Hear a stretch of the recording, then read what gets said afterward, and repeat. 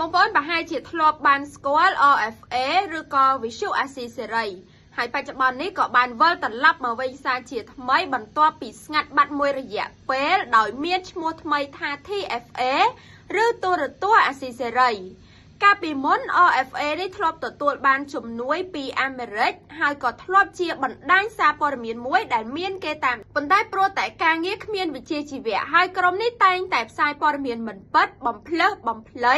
គ្មានមូលដ្ឋានគ្មានប្រភពច្បាស់លាស់ត្រឹមត្រូវទើបបានជាអាមេរិកផ្ដាច់ជំនួយហើយក៏ត្រូវបានបិទទ្វារយ៉ាងណាមិញក្រុមនេះក៏បានវិលត្រឡប់មកវិញជាមួយនឹងឈ្មោះថ្មី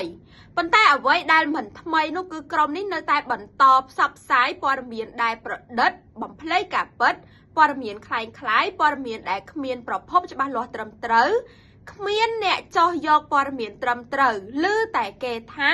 មើលតែ Facebook ហើយយកមកសរសេរខ្លែងព័ត៌មានគ្មានអ្នកណាទទួលស្គាល់ OFA ឬក៏ TFA ទៀតនោះទេប្រែคล้ายពីបណ្ដាញសារព័ត៌មានមួយធ្លាក់ខ្លួនមកនៅត្រឹមតែទូរទស្សន៍អនឡាញដែលគ្មានអ្នកចាប់អារម្មណ៍មួយវិញទៀតក្រុមនេះចូលចិត្តចោទប្រកាន់ថ្នាក់ដឹកនាំថាពុករលួយអីជាដើមឥឡូវសំសួរបកទៅ TFA វិញសួរថាតើលុយជំនួយដែលអាមេរិកជួយរាប់លានដុល្លារក្នុងមួយឆ្នាំកាលដែលនៅឈ្មោះជា OFA នោះនៅឯណាយកទៅធ្វើអីខ្លះ